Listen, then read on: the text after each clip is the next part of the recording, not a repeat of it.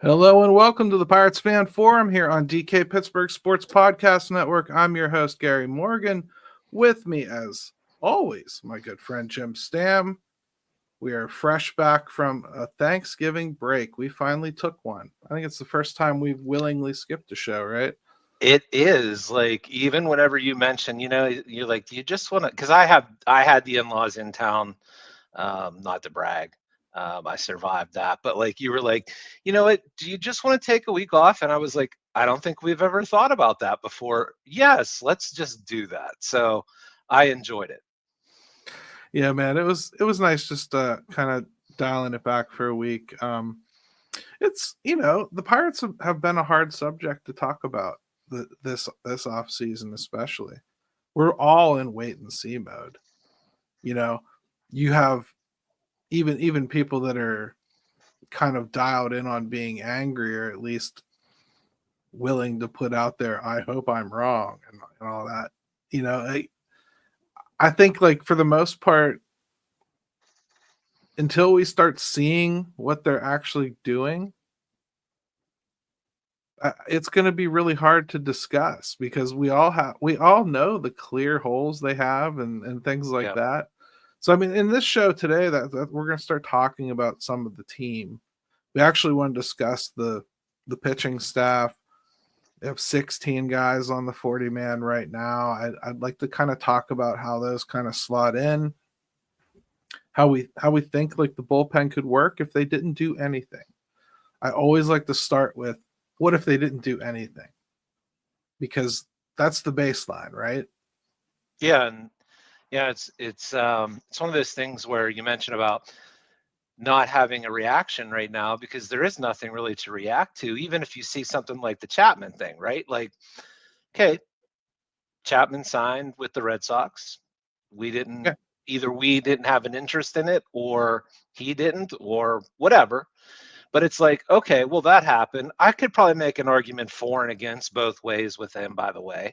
Yeah. But it's always about, like, okay, well, until I see what happens after this, it's hard to have that. It's hard to have a strong reaction, because we just don't have the other pieces with it yet. Yeah, I mean, the biggest reason to be upset about the Chapman signing is, one, we'll get into the pitching like I talked about, but I'm not really burying the lead here by saying they need a lefty back-end reliever, right? So the rule of scarcity says Aroldis Chapman's one of the best to ever do it, and he's still doing it pretty well. You got Tanner Scott. After those two, you're out of names. That doesn't mean you're out of talent, but like you're beyond the big names. Those are the big gets back there, and so to see one pass by, that's not great, because that's, to me, arguably their biggest need. Yeah, did it surprise you that he almost got the same amount? Like, I thought maybe there'd be a little more on the table for him somewhere else. I was a little surprised it was essentially a same 1 year, $10 million deal and some change. I think it's reflective of the fact that he got slightly overpaid last year, that somebody kind of gave him a show raise, if you will. I feel like he got paid a little more than he was worth last year. That's my feeling. As the Pirates rightfully should, as we just saw the A's do for Severino, right? Yeah. The A's just had to overpay to get supply and demand too, right? We're just sitting here talking about the scarcity of those guys. So yeah, it's supply and demand to a degree, but I think there's certain markets that have to pay a little more to get somebody to come. And I think that's the case. Now, I think the Pirates are probably uniquely positioned to have people kind of just want to pitch around the aura of Paul Skeens. So I think you might be able to draw some people in to like be part of the attraction there, be part of that unit with him.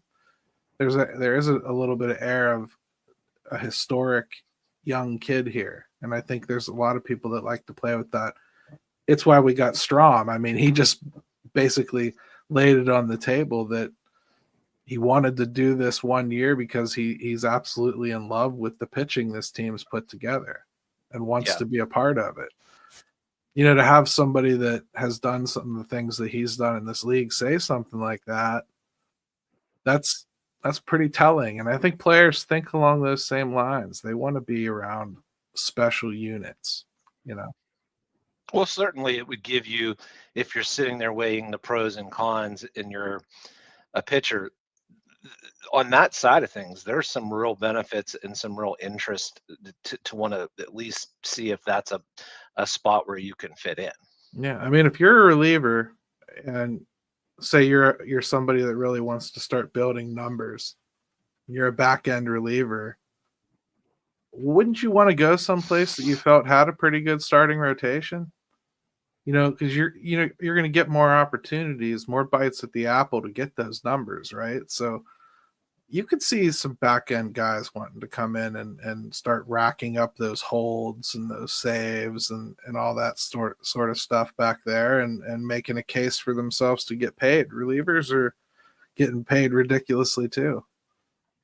Yeah, you're seeing more and more of that, actually, I think, with the way the game is trending anyway. So if relievers are starting to be more valuable than they already were and getting compensated for it too. Totally. So I don't know, man. That's where I'm at with that anyway. Yeah, I mean, you know, I think today is going to be a good show because we're going to be talking a good bit about the pitching staff. We're going to talk about Oneil Cruz today. Yep. I think it's really interesting to go back like I did and we'll just look at some things because you step away and then come back and look, because I haven't since the end of the season. So that'd be interesting. We're going to talk some stupid baseball rules too, I think, aren't we? Yeah. The Oneil Cruz thing, we'll get into it in the next segment. But to me, I look at the free agent market and I even look around at potential trades. You're going to be real hard pressed for them to acquire a player with more talent than Oneil Cruz. I think that's pretty evident. So we're kind of in the same place we've been for a while, Jim. We need Oneil Cruz to be a superstar. That needs to be there for this team to do anything unless they make a massive move.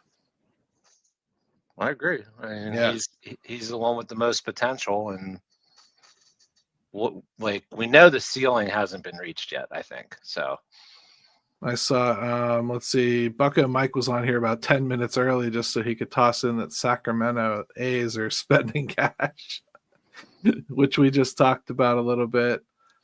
Let's see. Dave White says he's glad they didn't bring Chapman back. It's funny watching our friends in Boston have the same conversations we had. Intrigued by the talent, respect the talent, excited to see what he does here, not necessarily happy about the guy, right? Yeah, well, look, if there's a book that's ever been completed before a player's career is over, it's Chapman, right? You know exactly what you're getting. Right. So you just have to buckle up for the ride. All right, man. I'll tell you what, let's take a quick break. Let's get into business. At DK Pittsburgh Sports, we take pride in coverage that connects our city's fans to their favorite teams. Now, that connection's stronger than ever. Introducing our all-new state-of-the-art app. Find expert inside reporting and original podcasts. Check live box scores. Track the latest stats. Chat it up with our community of thousands of fans, all in one place. The new app from DK Pittsburgh Sports. Coverage that connects. All right, welcome back to the Pirates Fan Forum here on DK Pittsburgh Sports Podcast Network. Pay attention to that big yellow Y up there in the corner because it is our sponsor, Shop Yins, and it is December. So you're doing Christmas shopping. Check out shopyins.com. Head over there, see what they have to offer. Lots of cool stuff. we are going to be giving away $100 gift card to Shop Yins, Jim, and we're kind of brainstorming how we want to go about it. I think we have some good starting points, but we're going to talk a little early this week. So pay attention on the socials, and we'll make an announcement. I think it'll be a fun idea, though, and maybe something to help us from not being the only goofy people on our Christmas show, huh? Yeah, we want to make you work for it a little bit, right? Like, we just can't just give it to you. So, besides, you're going to spend it on yourself anyway. So, yeah, we'll figure out how to do that. Right.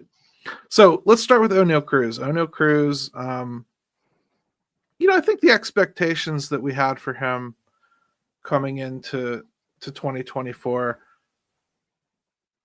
might sound more fair if we were talking about going into this year, because we expected this guy to come back looking like he didn't miss a step he started to look like at the beginning of 2023. And then we watched him really struggle to kind of like get his footing. Things that we thought he had conquered, like facing lefties, he was struggling with again. Striking out in big situations, watching pitches right down the middle, making blunders on the base paths, failing to make a simple delivery to second base for a double play, like little things that you kind of thought you had start to clean up, started to get away from him. And the injury took him a long time to trust that leg again, man. It really did. So how do you feel going into this season? I'm right back to the high expectations, but I feel like a lot of people are afraid to get back to that. Yeah, it's interesting because I when I was going back and looking at things, I thought, man, I hope that they keep him a little more healthy just throughout. But then the funny thing about it was I looked at it and they still got 599 plate appearances out of him.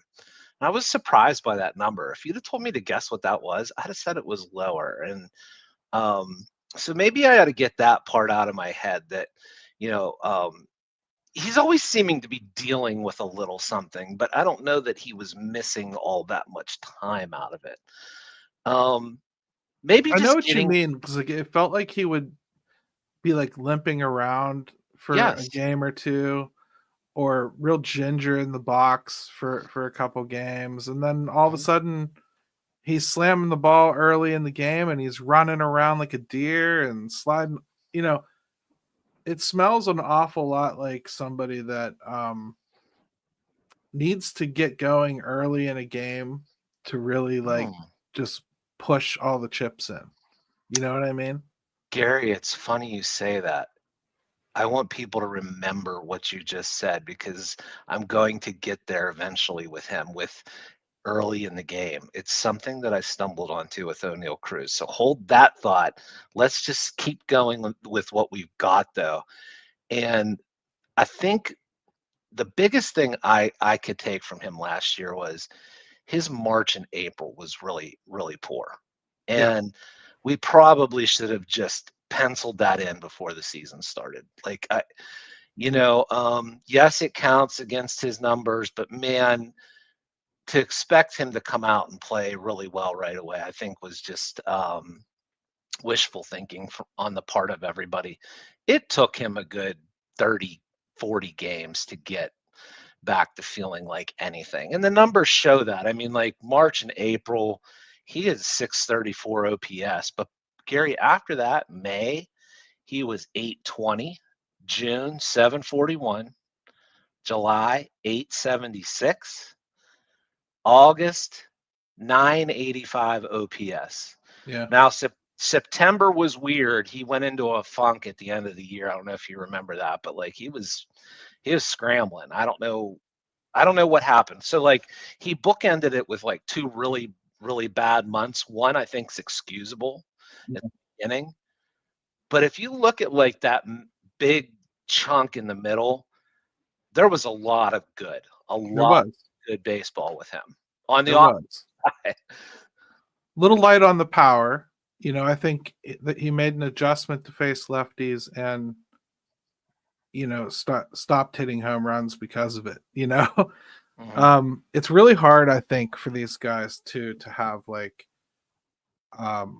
different approaches for different sides of the plate. I know to a degree you have to understand a slider going away from you is different than a slider going into you.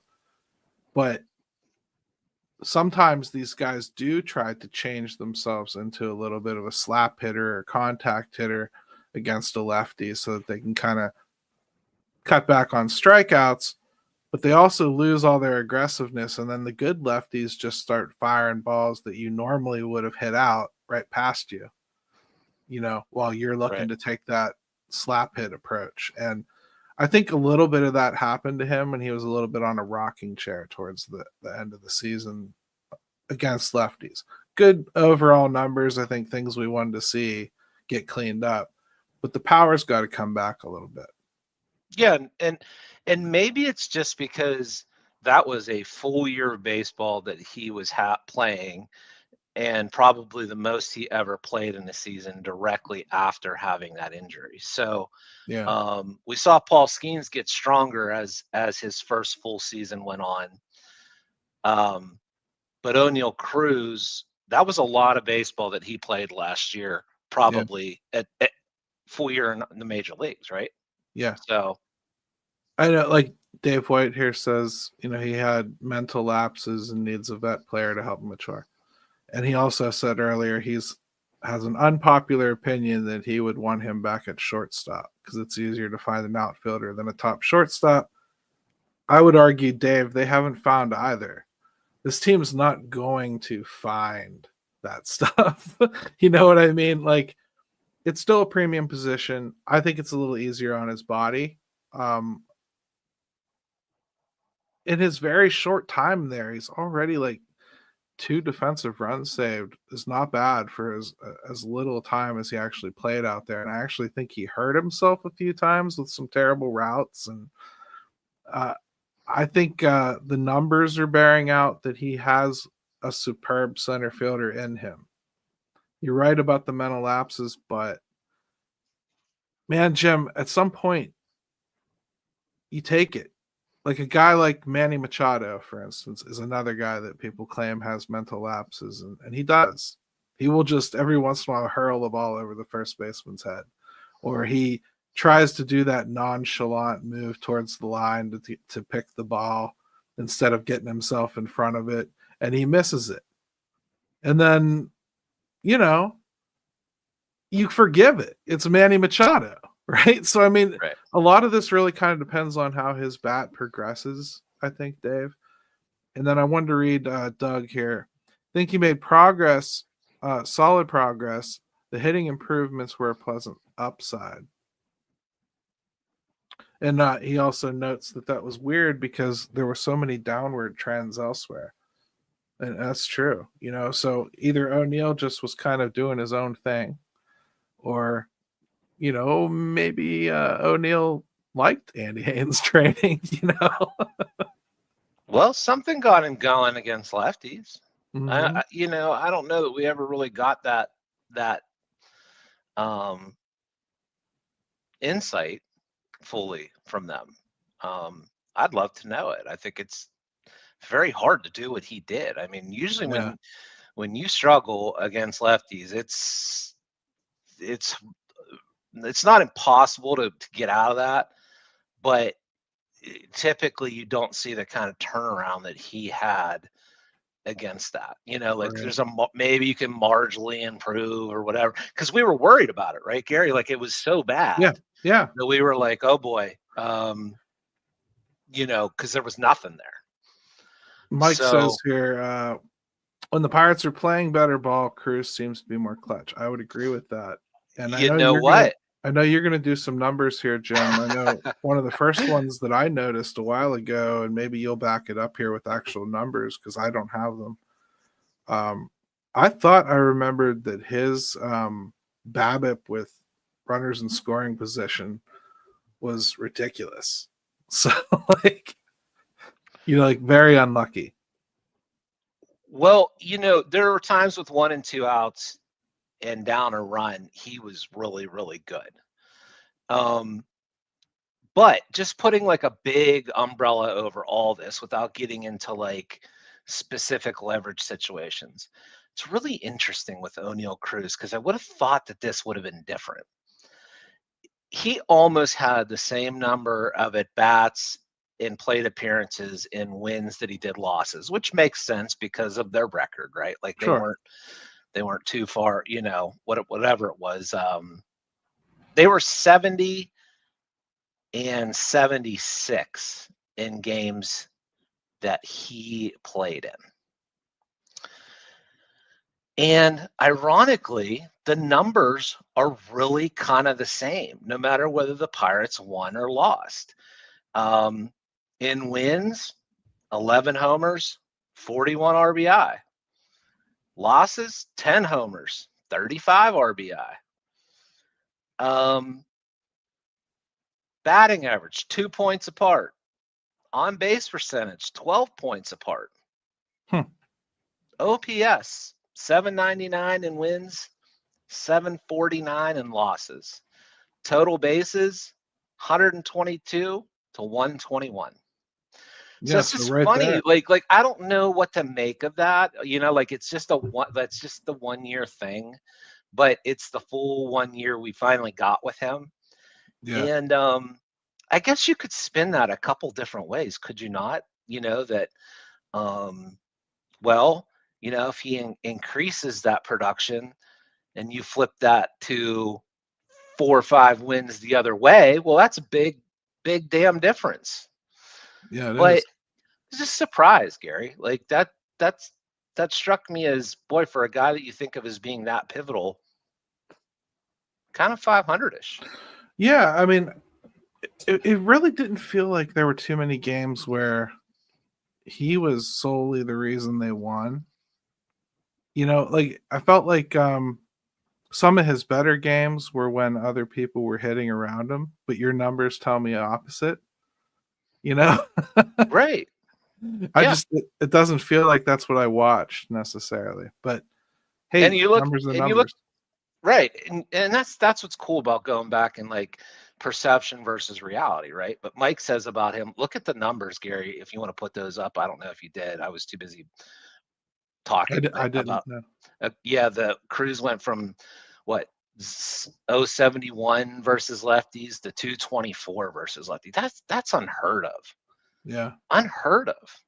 And then Cruz runner in scoring position with 2 outs, 288. So yeah, he remains, in my mind, the most pivotal piece of this puzzle because they do need offense and they do need to go and get it. I'm not saying this for any reason other than I don't think we can reasonably expect them to get somebody with more of a chance of delivering what they need. Big lefty power. And I guess like it we'll have to do this once the season approaches when we start doing maybe some predictions of output. But just taking what he did this year and what do you think he's going to do next year? Right. I think he ended up with 21 homers, 70 RBI, things of that nature. It'll be interesting to see where people, once their headspace is a little more positive, because right now it's not for everybody, ours included, just to see where that ends up by the time March rolls around and you're ready to give predictions. Right. I think the move to center field is going to help him, though. I do too. I just think it's on board with it. I think it's going to help him maybe be a little bit more engaged in what's going on in the game. I think he enjoys the opportunity for flash, and there's a lot of opportunity for flash in center field, a lot more than shortstop. I know you can make splashy plays at shortstop, but at shortstop, when you get bored, and you know this as well as I do, when you're somebody really talented and they kind of get bored of making the routine plays, they want to make one of those routine plays look more adventurous than it was. Let me really coil back here and let this one loose. Let me dive for this one that I could probably get to and just, stop and turn and throw. Let me go to a knee when I could have just like stayed upright and gotten in front of the ball. Like, absolutely. I think like you do, like maybe you get not bored, but like, yeah, you want to show off the new gadgets in that car, and you're the right. car, right? I mean, like, so in center field, you can get in trouble doing that here and there. I mean, like if you do that on a ball coming in and you don't manage to smother it, and you dive for it, well, that turns into a triple or inside the Parker real quick, right? I mean, yeah. So your other outfielders, which bluntly we don't know who it's going to be right now, better know what they're doing out there. Is what I'm saying. If he's going to be a risk taker, we don't know that that's what he's going to be. So far, he's getting to balls upright that others would have had to have a full extension dive to get to. So maybe it will not look like an adventure because he just doesn't need it to. Yeah. And first of all, there is going to come a time where we're going to see Oneil Cruz make a grab above the fence. It's going to be amazing. I'm just telling you guys right now, it's going to come. He's tall. He's got a 9-10 foot reach. Like it's going to be something. Right. So that's going to be fun. I do think that, like, back to just switching the positions, like, shortstop is one of those positions, and there's certain ones in sports where, like, look, everybody has to pay attention all the time.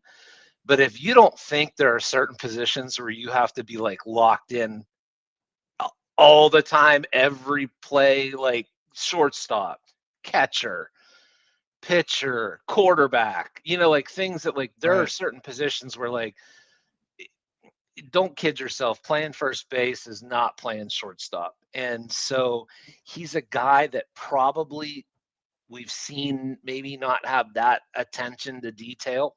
So to get him out of that and just let him go play and run, be free, Oneil, run free, Oneil, in the outfield. And I'm totally bought in on it. At first I was hesitant.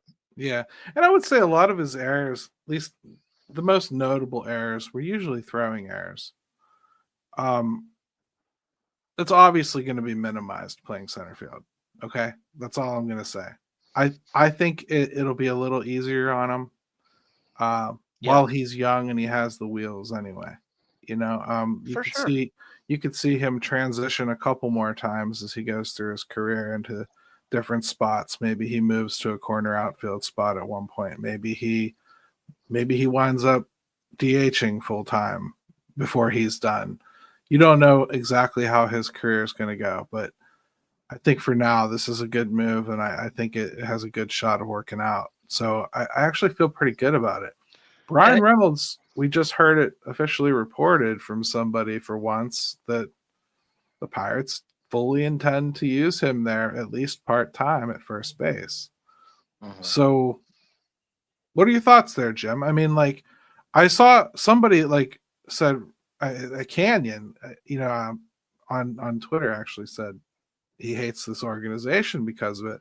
And I was kind of like, why? Why this? Like, why does that make you hate this organization? There's tons of reasons to. But why this one? I don't get it. It felt like this was an eventuality we've been kind of talking about for a couple of years. Hell, Yark's been talking about it for 4. He dreams about it. Yeah. But, like, at some point, didn't it kind of feel like this is what they were going to have to do? I mean, the metrics have been showing us that the outfield performance is not what you think you're seeing. I still kind of argue with those numbers, but yeah, me too, a little bit. But I mean, are you okay if they split his time, or do you think they're kind of just saying they're going to split his time because they really plan on using Billy Cook there, and they need to make sure that people don't think that that's their only plan? Well, I guess, I guess first of all, I'll believe it when I see it. It could very well happen, and it certainly would solve that position that we can never seem to solve in Pittsburgh. The only problem is that when you go look at the 40 man, you look at outfielders. Right. Boy, that starts to look really gross. I mean, like, you've got Oneil Cruz sitting out there, and we all know what the pros and cons there. And then it's like, whatever way you do it, I guess, like if you're not going to get if you're not going to move Reynolds to first, well, then address first base. If you're going to move Reynolds to first, well, then address left field. You know what I mean? Like it's got to be, to me, one or the other. Well, here's a couple looks at it here. A couple different ways to look at it from people in the comments here. Miles says, do or do not. There is no try. Commit to something at first base and left field and move forward, for crying out loud. And then Josh, this is probably where I lean. Brian Reynolds, 30 home runs if he saves those legs. That's where I'm at too. But I can totally see what Miles is saying. That's true too. You do want them to just commit to something. Mm-hmm. I can kind of see being a little bit wishy-washy on it. They have a lot of bits and pieces here. Nick York is a bit and piece. Billy Cook is a little bit of a bit and piece. They got rid of a couple of those, like Connor Joe and some other people like that, but you have some different little elements that you want to see play. Like we keep talking about the outfield. Boy, it looks barren. Well, York's going to play out there. Like he's not going to play third base. I mean, Well, right. I think too, like, ideally, you move Brian Reynolds to first. You start to take care of him, right? Physically, and like Josh from Bridge talked about saving those legs. I do think that's important. He's going to be 30. You've invested heavily in Brian Reynolds. So I want to take care of that, right? I want to take care of that investment. I would love to then just go get me an outfielder that's 4 or 5 years younger, 4 years younger, and then invest in that. And then I think you kind of solved both things. As long as you feel like Brian Reynolds, who, I think he's a pretty good athlete. I think he'll be fine at first base. But to me, that would be like the best way to kind of solve both problems and still take care of the one guy that you really did invest in. Yeah, and I think that's probably paramount, really, in this conversation. They invested in Brian Reynolds. You have to make sure that he's Brian Reynolds for as long into this contract as you possibly can. And if a player such as Brian Reynolds is coming to you and saying, I am willing to play first base, that probably is good as like, I accept reality. I am eventually going to have to play first base or I'm going to be a DH. And I don't think he wants to be a DH. So, it stands to reason that they would start to transition him there. And I can understand not wanting to make 100% commitment to that at this point, Jim, if only because maybe they're not sure what they can and can't get yet. I think that would probably be a big part of it, is in like, you don't know how this offseason is going to play out. If they're sitting there. Like, let's say they have their hearts set on Christian Walker. Well, there's a lot of teams that want Christian Walker. The Yankees want Christian Walker. The Mets are interested in Christian Walker. There's a lot of people that would think that his services could help. He's the top first baseman on the market, not named Pete Alonso, right? Mm-hmm. So let's say that that's what you have your heart set on. And as you're sitting there in the competition for him, in the bids, and I believe that they could probably be in these bids. This isn't going to be a ridiculous contract. He's going to get paid, but it's something the Pirates could afford. Let's be honest. Have they ever done it before? What it's going to take? No. But I'm saying they may want to hurdle the A's here and no longer have the lowest contract ever offered. So, I'm just saying, like, is that a guy they could feasibly target? Yes. We should probably expect that as a threshold. So let's say that they could do that. And they hold out and they try. In the meantime, Carlos Santana goes by the wayside. Goldschmidt signs somewhere for something. Maybe he goes back to Arizona actually to finish out his career for a couple seasons. They needed first baseman to replace Christian Walker. They didn't feel like making the big investment. You could see it. Mm-hmm. Like maybe somebody else falls through the wayside because like the Red Sox go and get Arenado and they have to move Devers over to first. Who knows what they do, right? And then what happens to Tristan Casas? Maybe something falls right and you get a first baseman that crops up to save the day. But if you've held all your chips for Christian Walker and then he goes somewhere else last second, I think they go, well, actually, we kind of meant Brian Reynolds was just going to be the first baseman. I could see them making a kind of transition real quick to like, that was the plan all along. So I could see why they would be vague about it right now. Yeah, I think until how things are going to work out this offseason, you leave both doors open and see if you make headway on one position or the other, and quite frankly, we're just now seeing any movement with players and signings, and it's mostly been pitching. So we still just don't know how any of that's going to shake out. And they don't either. Of course they don't. I agree. I don't know. Brian Reynolds has been one of the biggest questions all offseason. It's another reason why it's so hard to get into and talk about this offseason. Because if they would just say, yes, he's this, it changes everything. I'm no longer talking about first baseman. I'm not looking for them. I don't care who's out there. Right. I've seen Miles in the chat here recommend Josh Naylor before. I recommended him when we did our trade show a few weeks ago. So did Jim. So we're on that track too. I like the player. Take the supposition here that we're talking about Brian Reynolds first. If he's at first base again, that's 159 of your games. You know what I mean? Like, sure. He's playing just about every day. Yeah, he's going to DH here or there, but you're not signing a first baseman. Billy Cook's going to play those other days.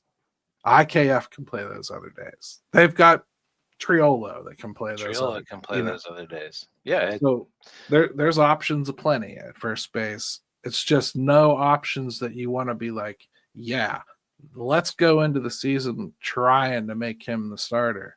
Unless it's Brian Reynolds. It's the only internal option they have that I think people would be like, okay, solved. Now, we say that before we've seen him do it.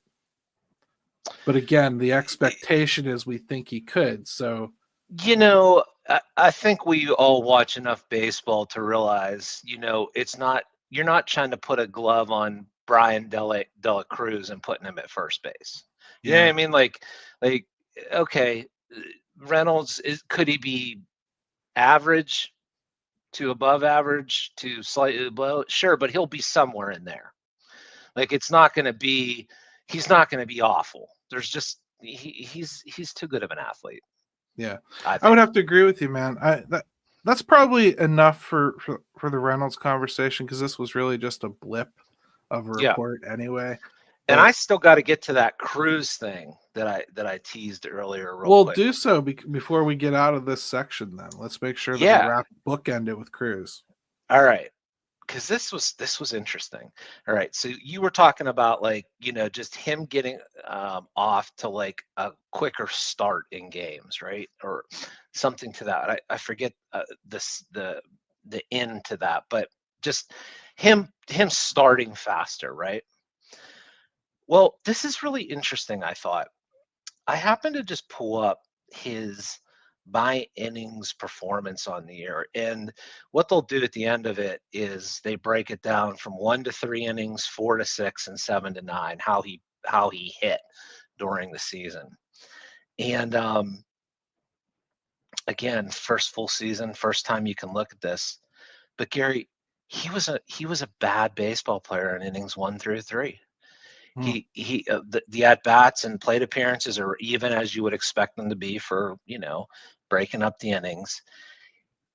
He hit 217 in the first 1/3 3 innings with a 641 OPS, and the innings 4 through 6 on the season, 835, innings 7 through 9, 842 OPS. He was a all-star caliber player in the last 2/3 of games, and a below average player in innings 1 through 3.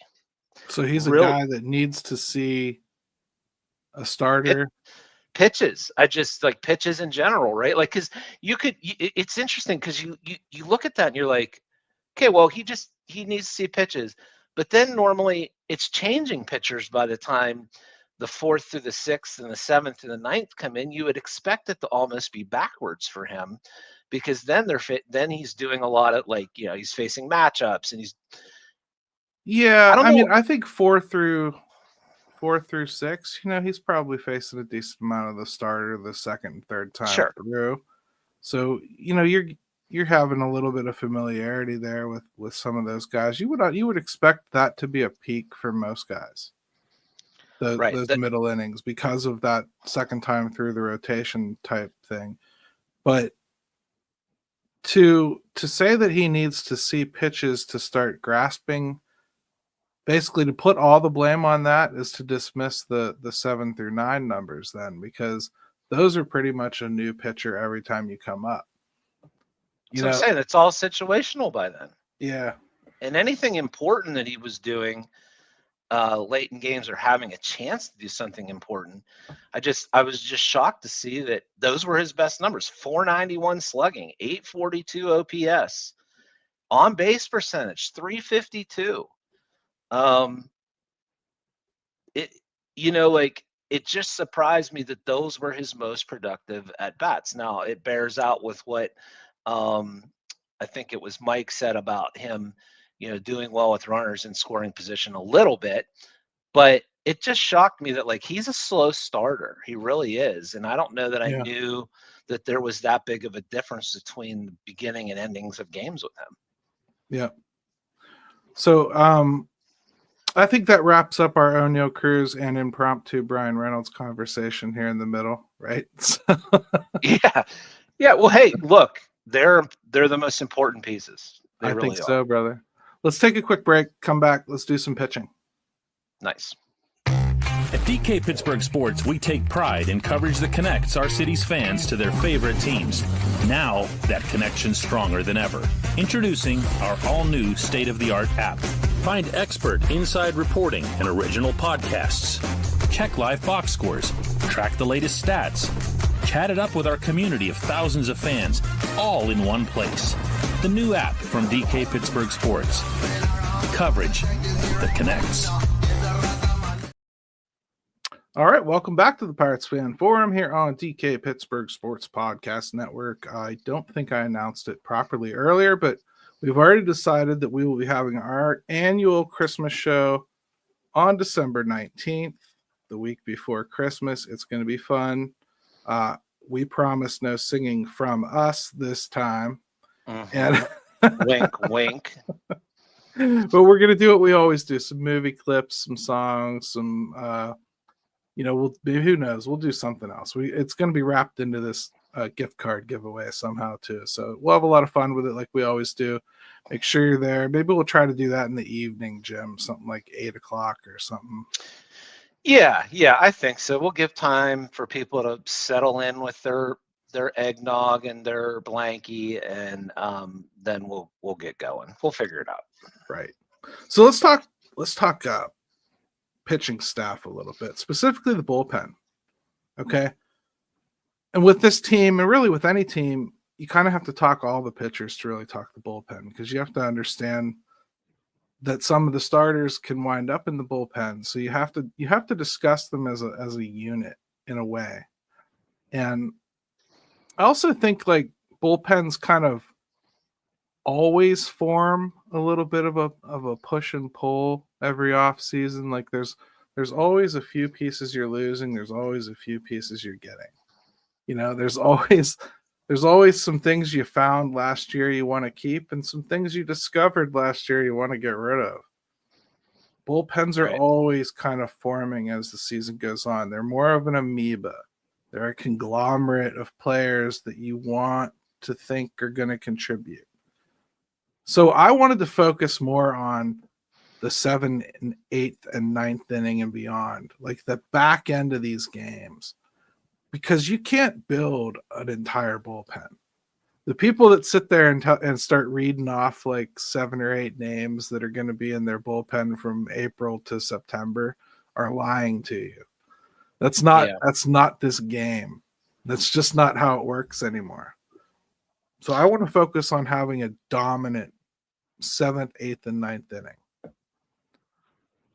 I looked at some stats that broke those out. And after we talk about it a little bit, let's get into like what they actually have here. Okay. So let's see. 18th in the league in ERA at 4.05. Okay. That's more middle of the pack than I expected for the back end because there were so many struggles from David Bednar. And really, Aroldis Chapman, he finished with a +4 ERA last year, and he struggled too. I mean, he was successful when he was successful. He was what we told you he would be. He's excellent when he's excellent. He's not when he's not. And that was Aroldis Chapman. I think we witnessed the experience. David Bednar was very good in the middle of the season, at least as far as getting his saves. He had a really crappy start, a really crappy finish, but the middle of the season was okay. So I expected these numbers to be kind of middle of the road. The top 6 teams in this area, from 7th to the 9th inning, all made the playoffs in 2024. The bottom 8 all missed the postseason. So it's very reflective of whether you are a playoff team or you are not a playoff team. How do you handle the back end of your bullpen? The Pirates are returning next year. David Bednar, who they expect to be better. I expect them to be better too, Jim. I think the pain of this season will kind of assuage a little bit. I think so. Colin Holderman was unhittable before he got wobbly and wrecked Daddy's car. Dennis Santana emerged just like Ryan Borucki did the year before. And now he comes back as like some trusted piece all of a sudden after a half season of domination, right? Yeah, but man, there was a stretch in there where, boy, did he look great. They allowed the 14th fewest hits from this set of innings. This one's weird because 6 of the 10 best performers here made the playoffs, and 2 of the bottom 10 did too. So in this way, like the hits didn't really matter. Our Buccos fall somewhere in the middle. They were very much so a swing and miss bullpen.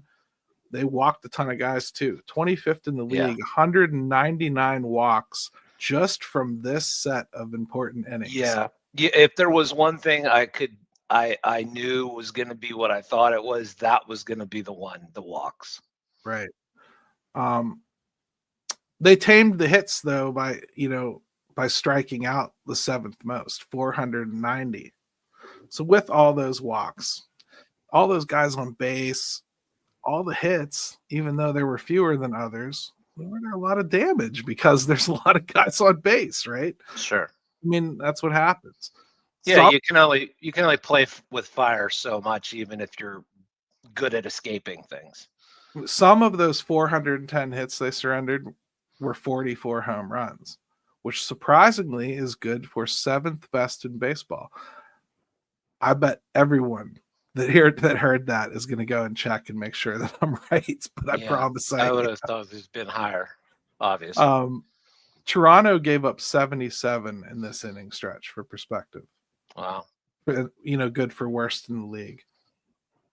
Bottom line is, I think this is where you focus on building the back end of the bullpen. Okay.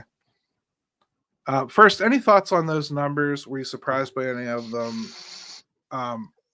I do think that it's reasonable if you think you're going to be a playoff team to expect that your ramp to victory, 7th, 8th, and 9th, is good. Not pieces you hope float there, not pieces you think might work there. People can earn a position for sure as the season plays out. Obviously can make changes, but you should enter a season feeling like 7, 8, and 9 are rock solid. Yeah, well, we did last year, Gary. So, right. We mentioned that before the show that we thought that was lined up last year, right? Like 7, 8, 9. Boy, I'm just kicking back and cracking another icy light mango and no, I totally agree, yeah. man. I'm right there with you. I was excited about it. I thought it was for sure a lockdown unit. And then you throw in, you thought you had Ryan Baracki, so you're like, oh man, we could go all the way to the 6th inning, and he was great. And what about Carmen Baczynski? And there's always going to be some of that, right? Sure. So I guess though, if you're going to say it's a playoff team, I felt like last year they felt like they had that ramp. I feel like before this offseason is over, we will again feel like they have that ramp. That's what I think they have to acquire. Yeah, because either way, whether you think you have it or you're not sure if you do, the bottom line is both will ruin your season if you don't. So like they could do all this other stuff, and we've seen this where like there's a good team somewhere. They've got pitching, right? And they're hitting enough, or and their bullpen is a late innings leverage dumpster fire, and it kills them. It kills the season. So like they cannot afford for that to happen. Like, the David Bednar thing, I'm right there with you. Like, I think you're going to see a better David Bednar, if not just for the simple fact of it was a mess. My concern would be is like how much better, like enough to like trust him like we were, or before last season, or it's just not that. And then if so, how are we figuring that part out with who would it be by committee at that point? So that would be my biggest concern is like if he's not just the guy you can fully trust yet. All right. So we said there's 16 guys. Paul Skeens, Jared Jones, Mitch Keller, they're all going to start. I'm tossing Dave's right. They do need 2 lefties, I think. Luis Ortiz and Bailey Falter, I'm tossing into the rotation. Mm-hmm. I don't care if I'm right or not, because that's my beginning supposition. We'll call that the incumbents. Then you got Braxton Ashcraft, Johan Oviedo, and Mike Burrows, I think, are all swing candidates. They could kind of go either to the bullpen, or they could be guys they want to keep starting and keep them in AAA. Right? Yep. Hard to tell there what they're going to do. Johan Oviedo, I don't expect to be full strength in spring training. So I think there's probably, he almost to me is going to have a bullpen year. At least he's going to have to start in the bullpen, I think. That just seems like it makes sense to me. I almost want to take him out of the starting rotation stuff, if only out of fairness to him. I just don't see it happening, and I'd like to see him get on the mound. I think his big body in the bullpen could be dangerous. It's interesting, like, could you foresee a situation where he's in the minors and they're just building him back up? I really could. It's hard for me to know what until I understand his health fully. Mm-hmm. And I haven't really. It's not like they're giving weekly updates at this point. Yeah, I haven't heard him throwing or anything, but I know he was throwing before the season ended. So yeah, and I just assuming that he's everything's fine and he's on track on his rehab. It'd just be interesting to see, how are they still viewing him as like what they were doing with him starter wise? Do you start him down in the minors and let him build that back up to where he was? Do you maybe nudge him to the minors because you've brought in people and right? Like let's do the Right. almost lock bullpen members. I'm trying to respect your out time, brother. I know. I get talking, dude. It's all right.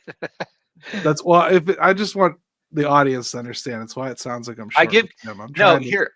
I give Gary a deadline because I got to get to Ben's basketball practice, and then I just talk. So it's an impossible task for you. Go ahead. David Bednar, he's going to get paid. He's going to come back. They're going to expect him to be the closer. I don't really want to fart around with it all off season pretending otherwise. They're going to give him another shot to be the closer. Yes, that doesn't mean that they shouldn't bring in somebody else who's talented enough to be that. But for right now, that's where I think they are. Dennis Santana, I think he's a lock to come back and be a part of this bullpen. I don't know if it's fair to expect to get what we got out of him last year. I've never seen him do that in his entire career, and neither is he. So, much like Ryan Barucki, that could be a flash in the pan. I know Barucki's was injury related, but still. Yeah, we learned some lessons from last year about bullpens, if nothing else. Right. Colin Holderman, huge arm, crazy stuff, stretches being unhittable. And then there's times where he's the exact opposite of good. But Colin Holderman is a guy that is absolutely part of this bullpen mix. He's absolutely part of their preseason envisioned back end. I always tell people think Clay Holmes because you shouldn't have given up on him any faster. I like that comparison a lot, actually. And then you've got the relievers I feel are fighting for a spot. These are people that either have an option so they can go back to the minors with no problem, or they've still got some development to do, or maybe they're even somebody I think could get cut eventually if they need a 40-man spot. So you've got Peter Strzelecki that they just traded for. I'll let you pronounce that. Well, I hope I did. They just traded for Cleveland for him. He's an overflow guy. They didn't use him much. He's a bit of a journeyman. Milwaukee and Arizona. His numbers are fine for what he's done in the majors, but he's just never been able to convince anybody that he was a piece. Mm-hmm. So, one of those guys that bounces around until he doesn't. There's nothing wrong with giving guys like that a shot. Sure. Joey Wentz is the only left-hander I'm going to mention. That's scary. That should scare you. That should scare the team. Dowry Moretta coming back from UCL. I don't know what to expect or when to expect it, so I won't. But I can say he filled a fireman role that they have not filled since. And had some attitude. I liked it. Yeah, Kyle Nicholas. I guess it could be argued that maybe he and Carmen Baginski don't belong in the relievers fighting for a spot category, but to me, I'm leaving them there. They both have options. They both have big arms, but I mean, I want to make them earn their way onto the team. You can't say that nobody can go to the minors if you want the team to improve. So I'm sorry, they're in the if category for me. I do expect them to continue to improve, but. Well, I mean, take both of them, for instance. If, Nicholas, let's just say he's just walking too many guys. Like, you could see something like that happen. And I think people, they're like not only counting him as a piece, but then like a major piece. I would just say, like, I like him. I like his stuff. I would just pump the brakes just a tiny bit there. Right. So now real quick, let's kind of buzz through non-roster realistic options. These are guys we have. They're not on the 40-man. They don't have to be on the 40-man. But they're guys that I think realistically could contribute this year at some point. You don't have to guess when. You don't have to worry about it if it's out of spring. This is just, do I think they're going to contribute in 2025? So I've got Bubba Chandler, Thomas Harrington. Now, they may not be bullpen options, but they can make other guys that we mentioned earlier into bullpen options. Right. That could be how Bailey Falter finds his way to the bullpen. That could be how Luis Ortiz finds his way to the bullpen.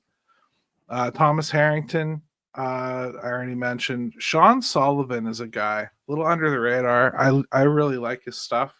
He's been a starter, hasn't stayed healthy, but when he has, he's been pretty good. He's only 24 years old. He's still got a future that I think is pretty bright. It's time to mention somebody that I can't believe I'm mentioning. Eddie Yeen, AAA, good shot to actually get at least an opportunity this year, I would say. Johan Ramirez, remember him? I do. Well, we've still got him stuck in our minor leagues, so he's going to probably get another shot, right? JC Flowers, I thought had a shot last year, never really materialized. AA, his numbers are fire. AAA, his numbers are awful. That's usually not a good recipe, but he's somebody that I could see getting a shot almost as a last-minute use him or lose him type. And then Tyler Samaniego, left-handed pitcher, only the second one I'm going to mention, and probably the only realistic reason I'm mentioning him. He's a long shot, but they need somebody, you know. I think that pretty clearly illustrates what they need, Jim. Back end left-handed pitching for sure, at least one, maybe two. But I'd be okay if it was just one. Yeah, and the other right-hander they got was good, you know. I think obviously one has to happen. Certainly, if they had to re-sign Chapman, that would have taken care of that. Then again, do you want to spend 10 point whatever for a team that likely doesn't have a lot of money to spend? I would think so. Gary, did we mention Ashcraft at all? Did I just I mentioned Ashcraft, okay. right? He was the first he was the first guy in the crossover candidates. Ashcraft, Oviedo, and Burrows. Yeah. The one guy I think the one guy I really think people shouldn't sleep on is Mike Burrows. Mike Burrows was he was coming like a freight train before he got injured. And I mean, he was the most exciting pitching prospect we had coming. And he's gotten passed by clearly and obviously. But it was because of injury. It wasn't because he started to stink or something. If he stays healthy, Mike Burrows has every chance of winning a spot out of spring. And I really mean that. Like in the rotation. Like he's a good pitcher. He was kind of that first pitching prospect we were actually going to get to see and be excited about when that all happened, right? Like of this wave. So yeah, I agree. Like I think that is a name that hopefully we start to hear about a ton, even in the spring. That man, he looks good and he looks back to form. So yeah. So hey, good stuff, Jim. I know that we got to get off to basketball here, but we covered a lot of ground, and it was good getting back with you. I mean, it ends up seeming like it's just 1 week, but then it feels like a month. What we'll have to do, Gary, is maybe pick some other things to go back and look at during the season that we like myth busting about this team. That might be an interesting exercise for other things too. Yeah. Good stuff, man. Hopefully they start making some moves. Winter meetings start Monday. So hopefully there's some activity. There should be. The Pirates very much so should be on the trade market at least. And that's really the best thing about the winter meetings. So unless you're planning to meet with Boris clients. Well, yeah. And really you see the pitching and the numbers that are out there, like that should make Pirate fans feel pretty good. People are paying and wanting pitching. So you'd think we'd be dealing from a strength there if they do move anything. All right. So everybody, hey, thank you. Good stuff. Look forward to next week. We were supposed to have a guest this week. Had to bail because of medical emergencies. So hopefully with his family. So hopefully everything's okay there. We'll try to get him rescheduled as soon as we can. Maybe next week, Jim. We'll see what I can do. Okay. and then the Christmas show, and then Christmas, and holy crap, another new year. So, and hopefully we have some moves to talk about. Whether we like them or hate them, that'll be another topic entirely. So, all right, sounds good, everybody. Thank you. Toss it off to Ben. Let's go, Bucks! Yeah, buddy.